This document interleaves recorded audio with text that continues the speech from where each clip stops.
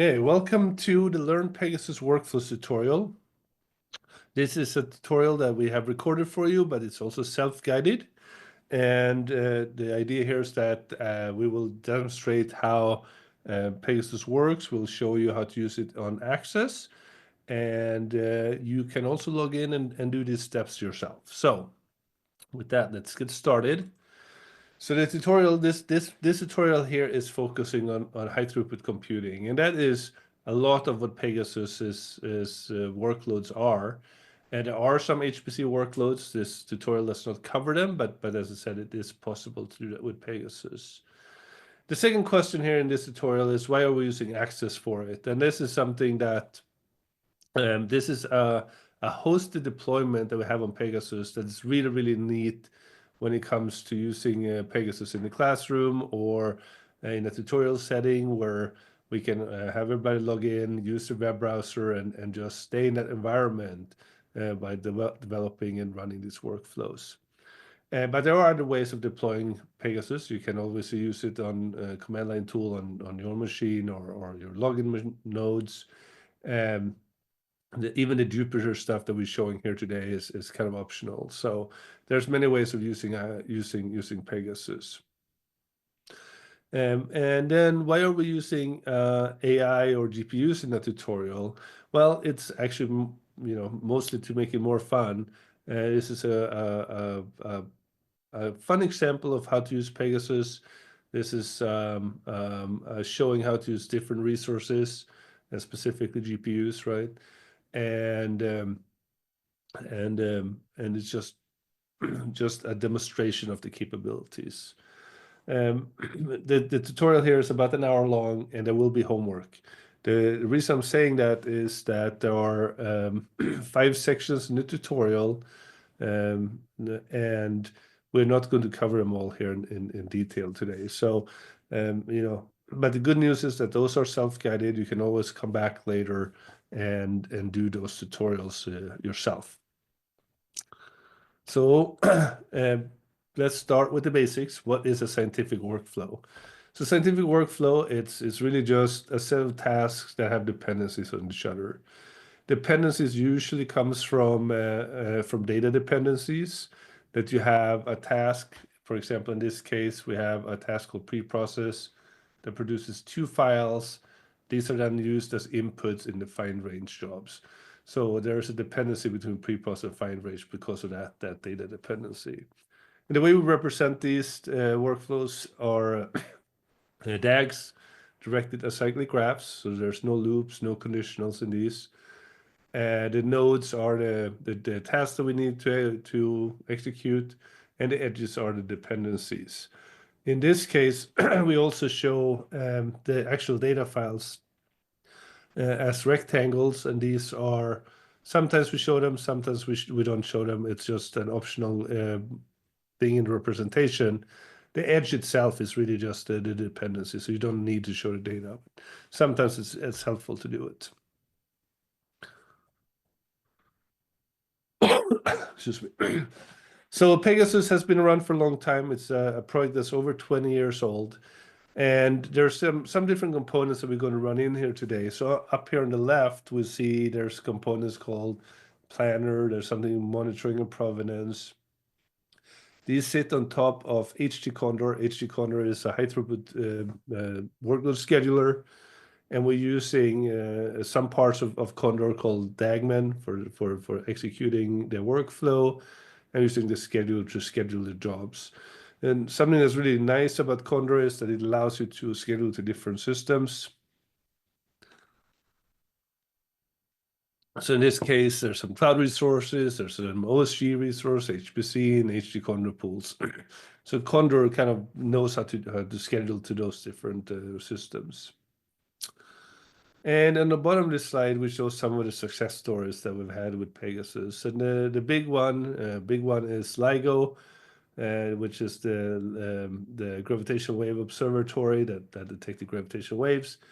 And and we also see the Xenon NT detector, which is a dark matter project. And we see SCEC, which is the Southern California Earthquake Center, which obviously detects or simulates earthquakes. And a commonality between these are a lot of it has to do with data, right? These are instruments that produce data in one place. It gets processed in another place or multiple places, and there's data distribution and data access that's part of this workflow. And Pegasus is especially good at that. The remote accessing data, reasoning about data, and planning the workflow based on that data is something that's built in, and Pegasus is really, really good at. So the key concept here of Pegasus is that Pegasus is a pre-planning workflow engine. That means that it takes a workflow and it plans out the whole execution beforehand. It knows where where it's placing those jobs. It knows where data is placed, and it can reason and make decisions about those pieces of information. The whole idea of pre-planning the workflow and do very few runtime decisions. The advantage of that is that we can make some really good decisions on the overall computation, right? So we can, for example, optimize this graph. We know if there are some pieces that are not needed, or we know that we can maybe combine steps. We can know where we can place data because of how the rest of the workflow is structured. So there's a lot of optimizations that we can do to this graph. So the downside is obviously that if something changes, that we can't really do much about that. But there are things like sub workflows and other things that you can add to make these graphs a little bit more dynamic. And the way that we create these workflows is with an API. And the reason we're using an API to generate these workflows, there's two good reasons for that. And one is just scalability. With these, workflows that we usually manage are just too big for a graphical interface. So having a API where we can do loops and we can, scale up much bigger than we could in a graphical user interface. And the second reason is that most of these workflows are generated by finding or looping over input data, and that can be either using another API, right, where you do a data query against your database, saying what data do I need to process, or it could be things like I'm going to just loop over all the files in this directory. And so what's very natural is that while you do that loop, is that you build the workflow at the same time. And we're going to show an example of that here in the second section of the tutorial. But the point is, yeah, there's a little bit of work here. You have to write a little bit code to make these workflows, but it's a very, very powerful tool once you get used to it.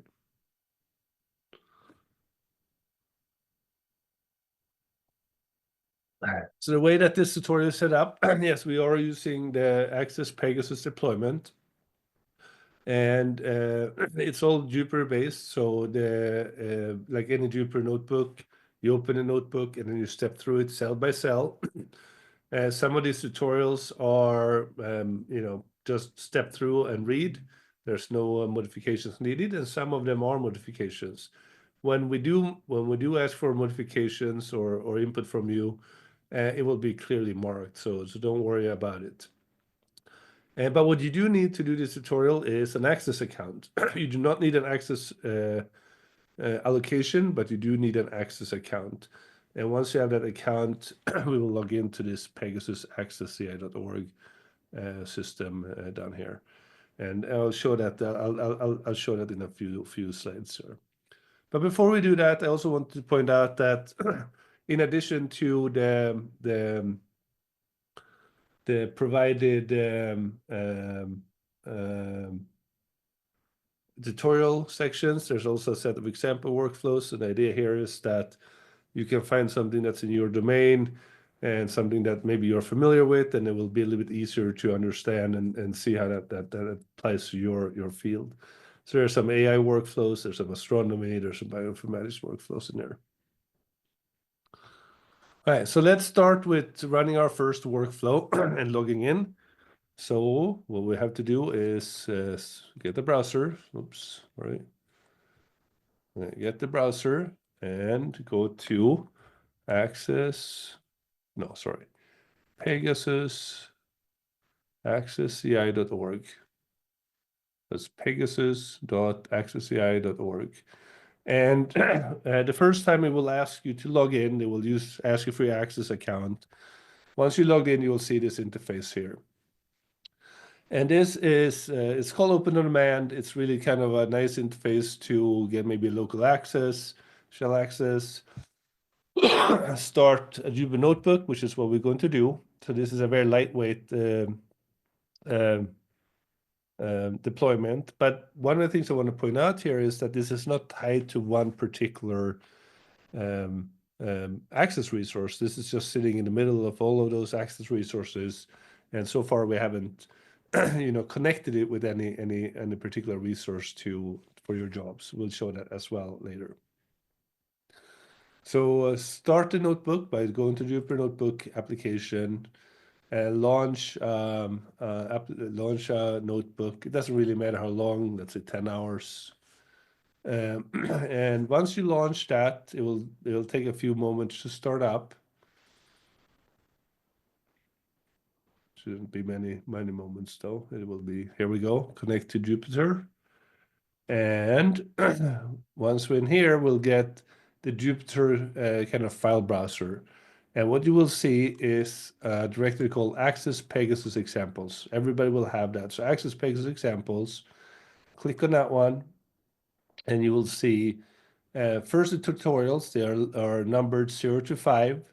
And here are those domain-specific examples I talked about earlier. What we're going to do is we're going to start the first one. So it's 01 tutorial running a complete workflow. Go into that directory, and you will see IPYNB. That's an IPython notebook running a complete workflow. So start that one. That's just another click, and the notebook will load it. So this notebook, again, it is self-guided, so there's a lot of description in here. We already talked about a lot of this stuff. What we haven't talked about is the going from an abstract workflow to an executable workflow. And this is what we talked about, this planning step in Pegasus. So the idea with an abstract workflow is that it's abstract in the sense that it's not tied to a compute resource yet. It is a generic workflow. It describes all the computation, but it doesn't describe where that computation is going to take place. So the idea here is that this workflow you can move around. You can share it with your colleagues. You can publish it, whatever you need. And then when you need to run it, you can map it down or plan it down into an executable workflow for that specific resource. So to do that, to fill in the blanks, we need a set of catalogs. There's a site catalog, a transformation catalog, and a replicate catalog. And we will come back to these in section 3 or so of the tutorial. But the idea here is that there's some extra information that's needed. So together with abstract workflow and those 3 catalogs, you have everything to make an executable workflow, and Pegasus will plan it into this workflow. And in this case, it added some extra jobs. It adds some wrappers around our jobs. And this will kind of look different to different execution environments. If you plan this to a cluster, it might look slightly different from if you plan it to Amazon Cloud, for example.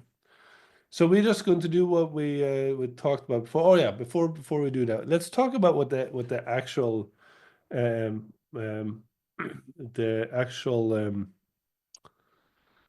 application we want to run is. So this is a large language model, a self-hosted large language model. So we're not calling out to ChatGPT or anything like this. This is a container that we start that contains that large language model. And we're going to use a process called RAG, the Retrieval Augmented Generation. And the idea here is that we are going to give extra information to that LLM, that will make it better at answering our questions, right? So we're giving it information that we're then going to query against. And in this case, we're going to add a book. It's from the Gutenberg project. So it's a public domain book. And once we have added that to the LLM, we're going to ask these questions, right? So we're going to ask about, write a summary, who's the protagonist, who's the antagonist, what's the period is this book set in? And this is all going to happen on a GPU that's not on this machine, right? Like we're going to make a job. That job is going to be farmed off to a compute node somewhere on Axis, and then we're going to get the results back. So we'll step through this. So just click the run button, step through that cell. The next cell is a complete Pegasus workflow. And this is kind of a very verbose model of that Pegasus workflow because it has things like, some helper functions and all that stuff. What I wanted to do is scroll all the way down to the bottom where there is a defined create workflow. So this is the heart of this workflow where we actually added jobs and inputs and outputs. So remember when I said that Pegasus is really good at dealing with data? Because of that, Pegasus needs to know about the data. And so whenever we define a job in Pegasus, we have to describe inputs and outputs of that job. So in this case, we have two inputs, right? We have the little script that we want to run. This would be, in our case, the LLM-RAG code, but it could be your science code or the code that you want to run for your own workflow. And the input in our case is a book. It's a text version of this Alice in Wonderland. And the outputs are those. This is what's coming out of our job. There are two files. There's one called answers.txt, and there's an ulama.log that is from the actual LLM log. If we want to debug it or something like that, we can look at that log. And then we add a job. So we have a little wrapper. There's arguments, right? So argument is just the book. We want to add inputs, which is the model we want to run and the book. So we have to tell that to the code. And there's outputs, and there's two. There's answers with txt and Olama log, which we just talked about. So this is the whole workflow. And then up here is the catalogs. We will revisit those later, so don't worry too much about that. We'll just, let's get a feel for what it is to run a workflow. So we'll run this as well. Pegasus gives a little bit of information about what it did. It added some job. Let's not worry about that. Let's keep running. So planning the workflow. Okay, now we're going to execute the workflow plan submit method.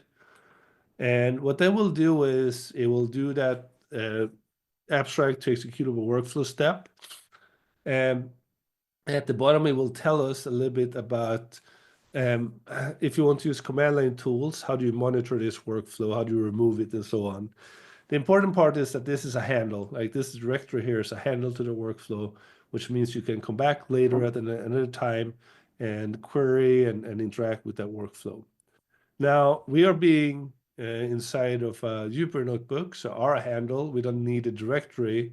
We can just use the generated workflow object. So we'll keep on doing that. Maybe we'll ask status. So let's run the status. And it will tell us that there is a workflow. Again, there's that path where it's running inside of. There's one job currently running, which is a staging job. So this is pulling data, most likely that LLM container. And it's pulling that down right now. And we also get a little summary section, which is, what's the percent done? How many in queue, how many are ready. So this is kind of the summary of the status of the workflow.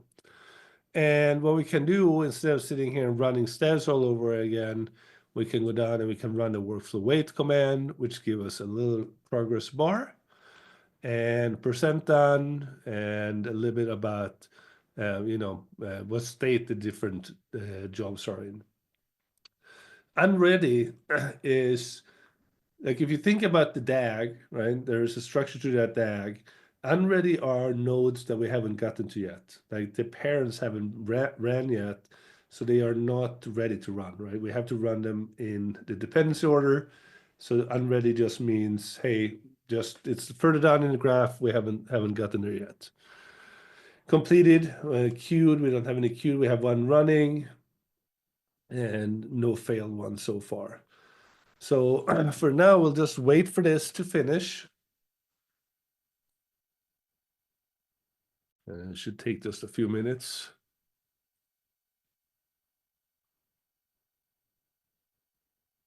Okay.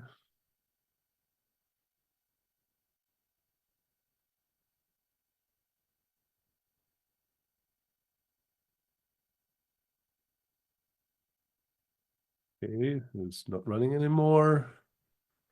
40% done.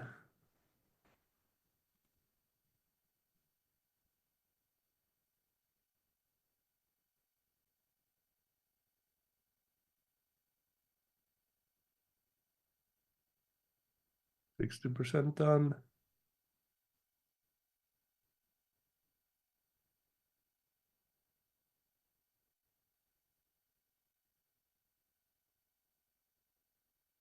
Let me 90.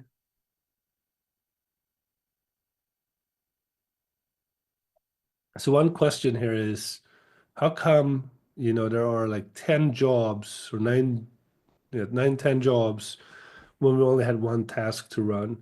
And these extra jobs, they are from things like, data staging or cleanup and other things that Pegasus added in there.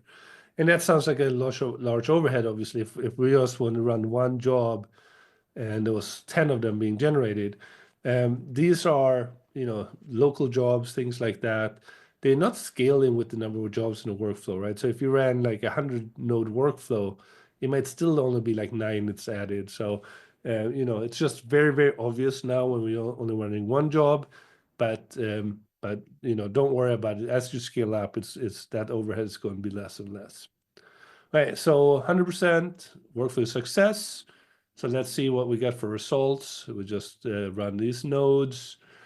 And here is the answers.txt, which is the output that we wanted from it.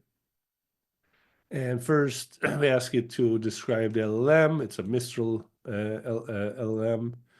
It's an open source LLM. The one paragraph summary of the book, that looks good. Who is the protagonist? Alice, yeah, that's good. Antagonist, well, there's different ones.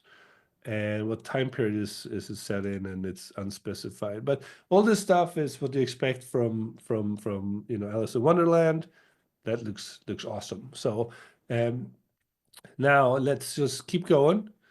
Let's do a few more slides before we jump into the next hands-on section.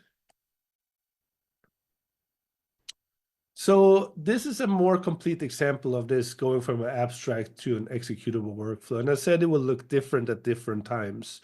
In this case, we can see that the abstract workflow being the left, the executable workflow being the right. So Pegasus have added some jobs in this case also.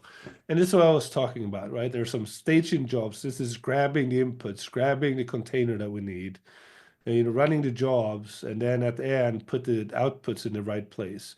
And one of the things you should know about Pegasus is that you don't have to have these. The data doesn't have to come and go to the same place. This could be that, hey, I'm getting data from a public source like NIH or something like that, and the stage shot should go back to my lab on my campus, right? It doesn't have to be the submit node. It could be anywhere. It could be in Amazon S3. It could be our lab. It could be public data sources, wherever you want to do it. So you can use this to advantage of making the workflow do the data movements for you. You'll also note that there's cleanup jobs in here. And these come from the fact that Pegasus do fully track the data. So we know when data is no longer needed. Let's say that we had a piece of input data and output data from this node that goes into this. And after we're done here, that data is maybe not needed anymore, and we can add a cleanup job. So Pegasus can do these cleanup jobs, or it does do these cleanup jobs, just to make the footprint of this workflow as small as possible. And this is really important if you have a really data-intensive workflow, right?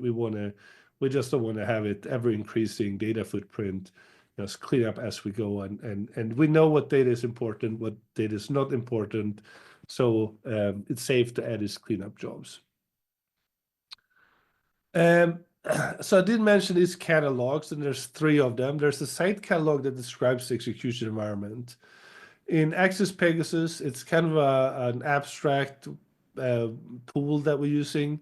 So there's not a lot of description for this sites. It's very much just like, hey, there's a Condor pool somewhere.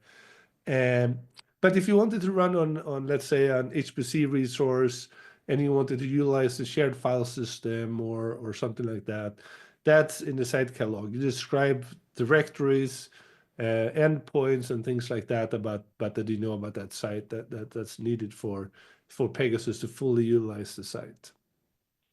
The transformation catalog is where we describe executables like software. So that's executables. It could be pre-installed software. It can be containers, right? So anything that Pegasus uses to execute, that's in the transformation catalog. And last, we have the replica catalog, which is the inputs for this workflow. And it's a replica because it could be more than one replica of that input. And so, for example, you could have already downloaded a piece of data, so you have a copy, and the NIH has a copy. And Pegasus can then at runtime decide which one to use. Most of the time, though, most users only have one replica, but you still need to specify it. And to keep the whole model of an abstract workflow, the workflow refers to these replicas or to these as a logical file name to a physical file name mapping. The logical file name is just, think about it as a file name without a path. And then the physical file name is usually a URL, but it could also be a file path, right? Like a fully qualified path or URL to a piece of data. And then Pegasus can then at a planning time or runtime decide which replica to use. So let's step through a few more examples. Let's first do the API and then the catalogs. So we go back into our notebook. We close the first one. We don't need that anymore. And back out here in the file browser section, we go up and we pick 02 tutorial API. And in this case, we actually wanted to modify the code. So there's 2 versions of this. There's the API notebook, which is the one that we're going to use. If you get stuck and you want to see the solution, there's a solutions notebook also that has that full solution that we're asking you to implement. So let's start with the API one. And what the idea here is, I mentioned before that it's very natural to loop over data and to kind of find data, build a workflow as part of that. And we're going to do that. We're going to look at the inputs directory. And if we go back out here, we can see inputs. There are 6 books here. So just like what we did to Alice Adventures in Wonderland in the first section, let's do that for each of these books, right? So we want to loop over the books, saying create a job for the first one, create a second job for Dracula, and then Pride and Prejudice, and so on. And a good way of doing that is with the code. So in Python, there's a glob function that will list the directory based on a pattern. So if we run this cell, what will happen? Well, it will show us the books. And this whole OS path base name is just a way of dropping away, the path and all that stuff. We just want the file name. So what we want to do is we want to copy these 2 lines. We'll use them when we modify things further down. And there's also some further help here, some further hints. One is, hey, look in the Pegasus documentation. And it says there's only 2 places we want to modify: the replica catalog and the create workflows. And if you get stuck, there's solutions, the notebook that we can look at. So this is the same workflow that we had before. There's some extra comments in here. And let's look at the two places that we want to modify, which is create replica catalog and create workflow. So in the replica catalog, those are the input files. So remember, we have to add a copy or like a reference to each of those input files. Currently, we only have Alice in Wonderland. So what we want to do is take those two lines from above where we glob, right? And instead of printing that, we just want to set fname is equal to the base name. So we don't want Alice in Wonderland anymore. And then just indent this. Oops, sorry. All right. So what we're saying is for each file in that directory, give us just the base name. And then for each one, add it to the replica catalog. So that's the file name and then the full path to that file name. So that's all we need to do here.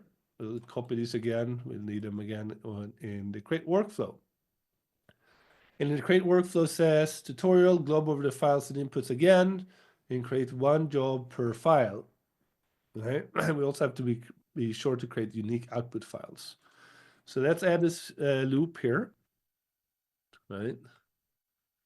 All right, so here we have the file name, and we can indent everything else below here because we want one job per book. So we'll indent all these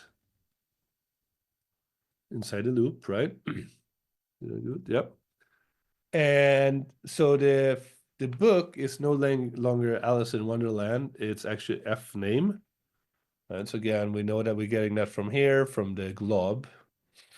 And it turns out that our output files were already uniqueified by adding the book. So the book is the file name. So we get one per book already. So that's perfect. And it turns out that our wrapper here was also already set up for this. The argument was a book, which is again each one of those books. And everything in here is already unique. So that is all we have to do to make this, process 6 books instead. So now let's do this. We'll run it. Pegasus says that it added 6 jobs, which looks right. But let's also double check that the structure of this workflow looks right. And we can do that by having Pegasus render the workflow for us. And this image is a little bit hard to read, so I'm going to zoom in on it. Opening image in new tab, and then zooming in. And in the middle here, we can, for example, look at Pride and Prejudice, right? So here's our input. We also have the LLM-RAG, the PY. Those are inputs to my job, to the wrapper job. And then the outputs of that are 2 files.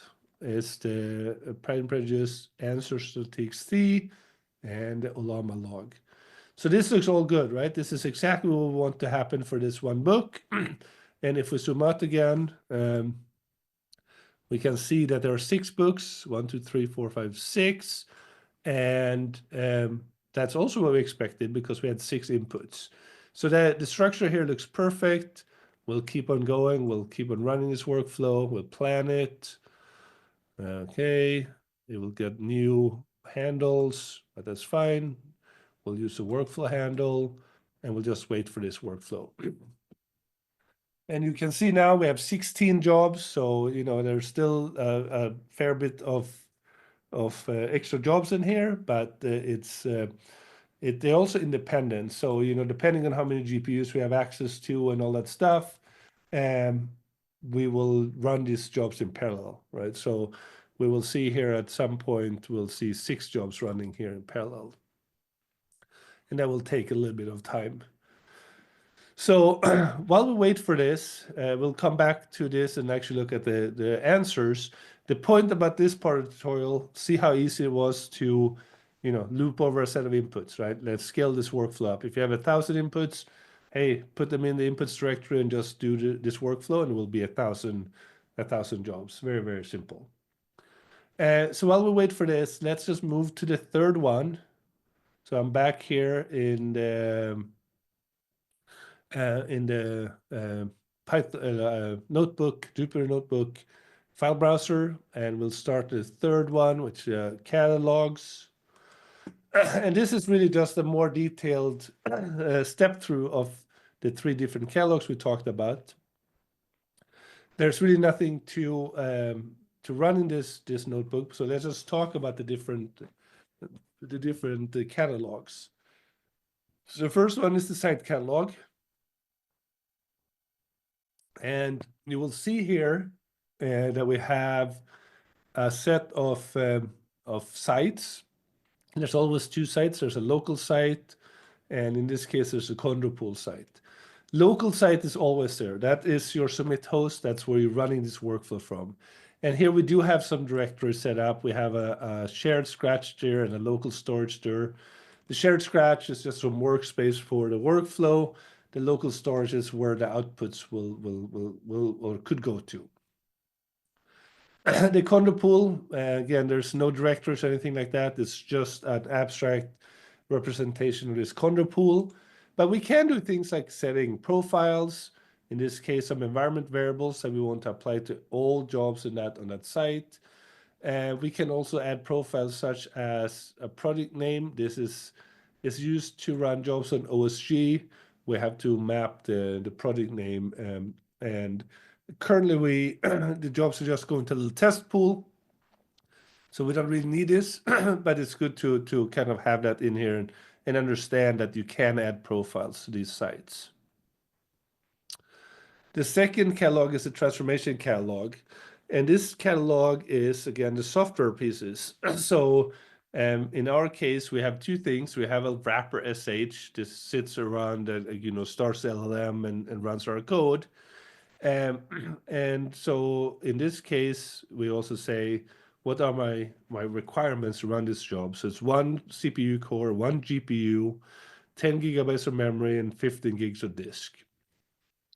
There's also an extra capability here, like we want GPUs of a certain version, and that's what capability does. But the most interesting thing here is that what it says is, in order to run wrapper SH, you have to do a container. So that references all the way up here. And so there's a container. It's a singularity type. The container exists on an OSN, that's an open storage network. It's an access provider, like an S3 compatible data store. And so there's just this container living out here. And so Pegasus will know that in order to run this job, it needs to fetch this container and stage it with the jobs. That's part of the reasoning and part of the understanding the execution environment that Pegasus will do for you. And then the last one is this replicate catalog, which is where we deal with input files. And we already used that in the last tutorial, right, where we looped over the inputs. But it's a pretty simple map. It says, hey, on my local site, the submit node is a file. This is a logical file name. It doesn't have the path, right? So this is just the handle for this file. And there's a full path to that file. So this is where Pegasus can look up and say, anytime the workflow asks for this file, I know where to get it. I know how to stage it. So this mapping, the whole idea of a logical file name to a physical file location, an LFN to a PFN, is a really important concept in Pegasus. This path doesn't have to be a file path. It could be a URL, it could be S3, GridFTP, SCP, OSN. It could be a bunch of different protocols, Globus, that then, Pegasus will fetch that data from. All right, so that was all on the catalogs. Let's go back to the API one. It is still running. We'll come back to this a little bit later in the tutorial. Let's do a few slides again.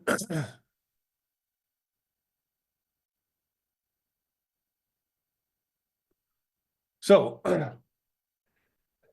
when you scale up a workflow, and workflows in general, a really, really important concept is error handling or fault handling. And if you think about jobs failing, the easiest, like the default way that Pegasus deals with that is by looking at the exit codes. So this is the standard Unix, exit code handling. Non-zero exit code means failure, and if exit code 0 is success. Pegasus is also able to look inside the outputs and say, determine based on tags and things, which is useful if you have an older code. If you have a code that doesn't do exit codes correctly, but you can kind of tell from the output, you can also kind of specify that in Pegasus. When a job fail, the first line of defense is a job retry.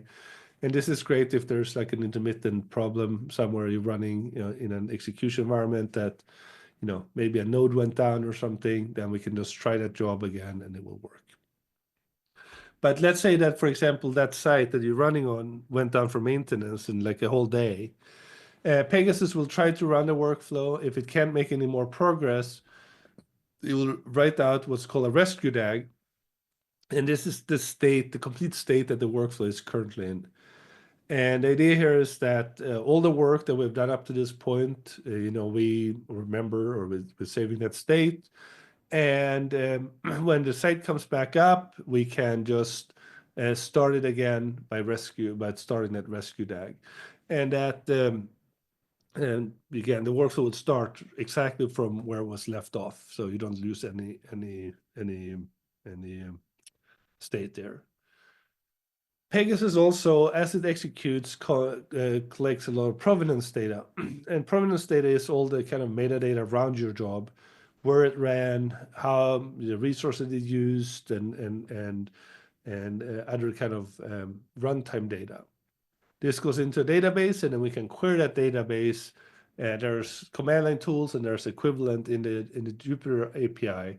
So there's a status command that we already used that shows the workflow and shows the state of the workflow and shows the, percent done and so on. There's an analyzer tool that will tell you about failed workflows. So it will tell you where the workflow failed and what the actual the job that failed and what outputs were. So the idea here is that you don't have to, go down and find and look at log files or anything like that. You can just go directly to Pegasus Analyzer and it will tell you what the problem was. And the last one is Pegasus Statistics, which extracts runtime information. It will tell you about the number of jobs that succeeded and failed and so on. It'll tell you about all time. It will also give you detailed information about CPU and memory usage and things like that, so you can fine-tune your workflow based on the job performances. So let's run a little hands-on for this one. Okay, and that is tutorial 4. So let's start that one. All right, so in this case, we're going to introduce an error, right? Let's rename one of these input files into a bad name. Just basically, we're going to rename it so that the workflow can't find it. So let's do that. And then let's try the workflow and see what happens. So let's go down and then we'll wait for this workflow. And it will take a few minutes for it to get there and fail. And actually, while we wait for that, let's go back and see our API if that finished. Yeah, so that's the API one is finished. We can cat all the outputs. So this is the start.txt, all the outputs. And we'll see that there's a bunch of these now. There's Alice in Wonderland, there's Dracula, there's whatever all these books were, right? Adventure of Huckleberry Finn.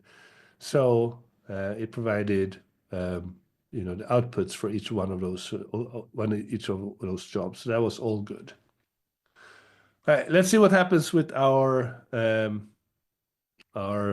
debugging statistics workflow.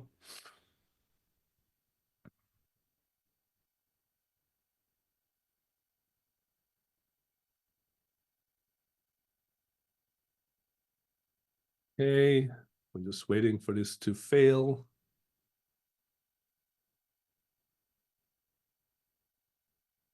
Let's take a minute. And so what's happening behind the scene here is that Pegasus is trying this job a couple of times. It's trying to figure out if that was an, if that file doesn't exist or if it was an intermittent problem, what's going on here. So we'll see a few jobs here going from queue to running, queue to running, queue to running, and eventually this workflow will fail. Some of these failures you can fix, right? So for example, this file name, we can probably fix that. Sometimes, if you made an error in the structure of the workflow or something like that, the easiest thing is just to, regenerate the workflow and run it from scratch again. So sometimes we can fix them, sometimes, but Analyze will still tell you what's wrong. It's just not going to, um, you know, be resolvable sometimes by starting the workflow over again.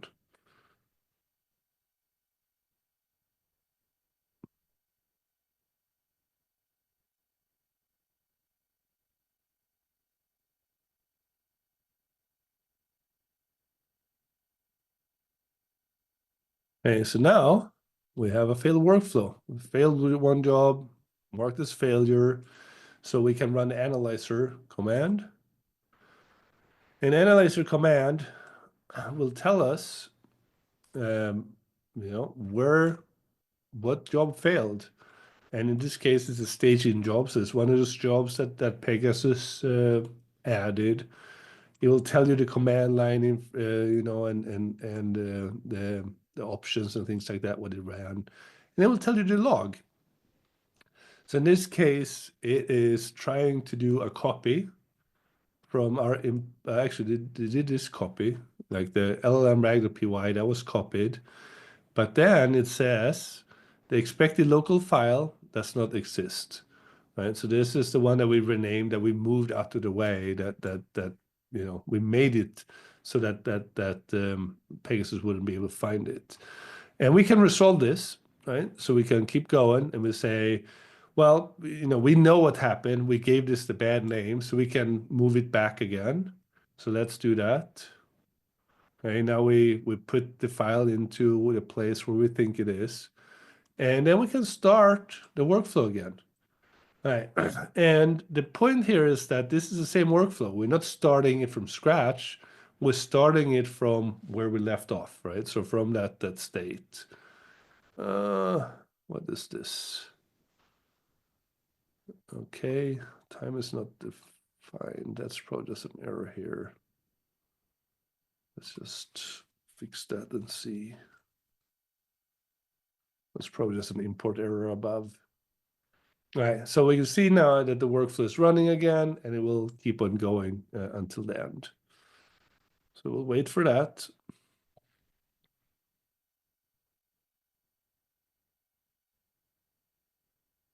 Okay, so here we have our finished workflow that we restarted, and it's now completed, 100% success, so that all looks good.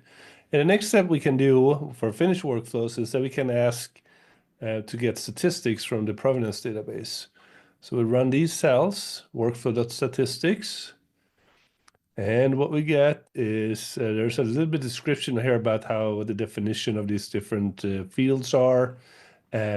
But we've looked on here, we'll see there's a table that shows number succeeded, failed, retried, all this stuff, jobs, right? So for example, we can see that for the jobs, there was 2 retries. Those are the ones that failed, but overall, no failed ones, so it is all successful. The workflow took 5 minutes, 37 seconds to run. And if you just add up the jobs, it was 3 minutes, 42 seconds. So obviously this is not a great example of, speeding up computation, because it actually took slower with the workflow than if you ran it by hand. But again, that's something as the workflow scales up, obviously you will see a better parallelism there. You will also see that there was some integrity checking, and then it says that there are also more examples. There's in the statistics directory in your workflow, there will be more about the data and memory and CPU usage, for example. So with that, we will continue with our slide sets. And the last thing we're going to talk about is where did the job run and how can I add more resources to my workflow? Um, Pegasus, Access Pegasus has ways to create this overlay, this HD Condor pool overlay, such that we can submit jobs to different places in different ways. And so far we have used this test pool. It's a small resource that's always available. You don't need allocation for test pool. So it's great for debugging and for running small workflows for class work and tutorials. Another option is cloud resources. I use Jetstream 2. We provide an image there, so you can start that. We provide the tokens and instructions on how to start it. So if you have a bigger workflow, you can just start your own VMs and they will run there for you. Third option is HTCon Annex. This is a command line tool that extends our virtual pool onto resources like SDC Expanse, PSC Bridges 2, or Purdue Anvil. Missing from here is NCSA Delta. So there's some more resources. And lastly, the OS pool. The OS pool is something from OSG. It's also Condor-based, so it's very easy for us to connect Access Pegasus with the OS pool and run the jobs there. So you have a lot of options of where you want to run. And if we dig a little bit deeper, I'm talking about the test pool here. So the nice thing, you do not need an allocation, right? You can just come in with an Access account and run on this pool. However, it is small. So currently it's like 32 cores. There's some GPUs available and the provision on demand. So again, debugging, development, and tutorials, great resource for that. Always available to you.